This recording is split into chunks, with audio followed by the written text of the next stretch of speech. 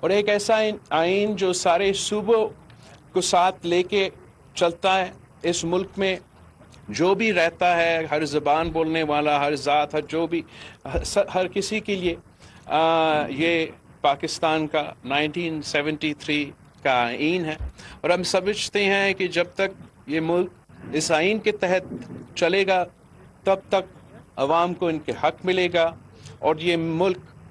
ترقی کرے گا. اور ہمارا تاریخ گواہ ہے، جب بھی اس آئین کے خلاف فیصلے لیے گئے، جب بھی اس آئین کو توڑا گیا تو نقصان ملک کا ہوا ہے. جب بھی اس آئین کے خلاف فیصلے لیے گئے تو نقصان اس ملک کے عوام کا ہوا ہے. اور اس سال جب کہ ہمارا گولڈن جوبلی ہے تو ہمیں یہ موقع ہے کہ ہم پاکستان کا نیا نسل کو، جنہوں نے نہیں دیکھا قائد عوام کا دور، جنہوں نے شہید بی بی کا دور نہیں دیکھا، جنہوں نے عامر ضیاء یا عامر مشرف کا دور نہیں دیکھا، یہ سال ہمارے لیے ایک موقع ہے کہ ہم نیا نسل کو سمجھائیں کہ کس طریقے سے اس آئین کے تحت ان کو حقوق دیا جا رہا ہے، کس طریقے سے کہ اس آئین سے پہلے ہر پاکستانی کے پاس وہ حق نہیں تھا کہ وہ ووٹ دے سکے. یہ بھٹو شہید کا 1973 کی آئین ہے جس نے universal suffrage دلوایا،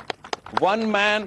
one vote دلوایا. Bhutto شہید کے آئین سے پہلے صرف امیر کے پاس حق تھا کہ وہ ووٹ ڈالے. اگر آپ کے پاس پیسہ تھا، اگر آپ ٹیکس بھرتے تھے، تب آپ ووٹ ڈال سکتے تھے، تب آپ اپنے نمائندے چن سکتے تھے، تب آپ اپنے ملک کے قسمت کے فیصلے لے سکتے تھے. لیکن اگر آپ غریب تھا اور آپ کے NTS نمبر نہیں تھا تو آپ ووٹ تک نہیں دے سکتے. اگر آپ ووٹ نہیں دے سکتے تھے تو بولنے، اپنے حق مانگنے تو دور کی بات ہے. جو عام آدمی ہے، جو غریب عوام ہے، جو اس ملک کا مزدور ہے، جو اس ملک کا کسان ہے، وہ اس لیے آج تک شہید ذوالفقار علی بھٹو کو یاد کرتے تھے کہ اس آئین سے پہلے تب بھی وہ اسی ملک میں رہتے تھے اور جو امیر لوگ ہیں، جو طاقتور لوگ ہیں، ان کے ساتھ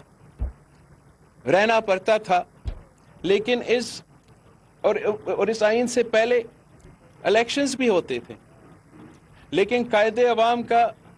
اس آئین کے بعد وہ طاقتور آدمی، وہ امیر آدمی مجبور ہوا کہ وہ عام آدمی کے پاس جائے، عزت سے بات کرے. اور پہلی دفعہ ہوا کہ پاکستان میں وہ طاقتور طبقہ، وہ امیر طبقہ مجبور ہوا کہ وہ جائے اور عام آدمی سے بھیک مانگے کہ آپ ہمیں ووٹ دیں. اور اس طریقے سے قائد عوام نے اس ملک میں ایک انقلاب لے کر آیا اور راتوں رات عام آدمی کو وہ طاقت دلایا جس سے ہر انسٹیٹیوشن، ہر ادارہ، ہر طاقتور شخص مجبور ہوا کہ اب پاکستان کی عوام کا رائے لے کے آگے بڑھنا پڑے. ہم نے دیکھا ہے کہ اس آئین نے بڑے بڑے ادارے قائم کیے. اس آئین نے ہمارے سامنے جو پارلیمان کھڑا ہے، جو اس پورا ملک کا نمائندگی کرتا ہے، یہ ادارہ بھی بنایا ہے. یہ جو ہمارے پیچھے، ہمارا سائڈ پہ ایک ادارہ کھڑا ہے جو عدالت ہے، اس ادارہ کو بھی یہی آئین نے کھڑا کیا.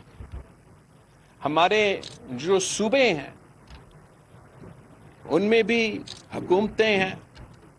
اور وہ صوبے بھی جس شکل میں ہیں اور جیسے ہیں وہ اس آئین کی وجہ سے ہیں. اور اگر آج تک یہ ملک چلتا آ رہا ہے تو وہ اس لیے کہ اس آئین کی وجہ سے. اور میں سمجھتا ہوں کہ اس آئین کے لیے اور اس ملک کے لیے اپنے تاریخ میں کافی امتحان آئے ہیں. ضیاء کا دور ایک امتحان تھا، مشرف کا دور ایک امتحان تھا، اور حال ہی میں جس سلیکٹڈ دور سے ہم گزرے، جس کے نتیجے میں ہمارا ووٹ کا حق پہ ڈاکہ مارا گیا، ہمارے ادارے پہ ڈاکے مارے گئے، ہمارا عوام کا پیٹ پہ جیب پہ ڈاکہ مارا گیا، معیشت کی جو بیک بون ہے اس کو تروایا گیا، وہ بھی ایک امتحان تھا ہمارا آئین کے لیے۔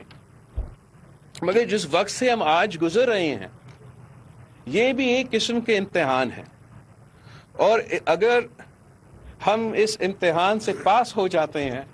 تو پاکستان کی جمہوریت بھی ترقی کر سکتا ہے، پاکستان ترقی کر سکتا ہے۔ لیکن اگر ہم اس امتحان سے فیل ہوتے ہیں تو میرا خدشہ ہے کہ اس سے عوام کا بھی نقصان ہوگا، ملک کا بھی نقصان ہوگا، اور جمہوریت کا بھی نقصان ہوگا۔ انگریزی میں ایک کہاوت ہے کہ all that is required for evil to succeed is for good men to say nothing۔ تو میرا خیال میں کہ ہم اس کہاوت کو اڈاپٹ کر سکتے ہیں کہ all that is necessary for غیر جمہوری قوت to succeed is for جمہوری لوگ to say nothing۔ اور اس وقت میرا خیال میں پاکستان کا نظام جو ہے، پاکستان کا آئین جو ہے، وہ اس طریقے میں اس طریقے سے نقصان نہیں ہو رہا ہے جیسے خان صاحب کا دور میں ہو رہا تھا، جو کہ ایک پرو ایکٹیو نقصان تھا، جو کہ ایک وزیر اعظم اوپر بیٹھ کے خود حملہ آور تھا کہ میں کیسے 18ویں ترمیم کو کمزور کروں، میں کیسے میڈیا پہ پابندیاں لگا دوں، میں کس طریقے سے اپنے مخالف کو جیل میں بند کر سکتا ہوں، میں کس طریقے سے نیب چیئرمین کو ذاتی مسئلے پہ دھمکی کر کے اپنے مخالفین کو بند کر سکتا ہوں۔ وہ تو ایک پرو ایکٹیو طریقے سے ہمارا آئین جو ہے، ہمارا جو نظام جو ہے وہ خطرے میں تھا۔ آج اگر کوئی خطرہ ہے وہ اس سے ہے کہ ان ایکشن سے، اور اس لیے میرا خیال میں یہ جو انیشیٹو رضا ربانی صاحب کا CEC کا ہے کہ ہم اس سال اپنا گولڈن جوبلی منائیں گے،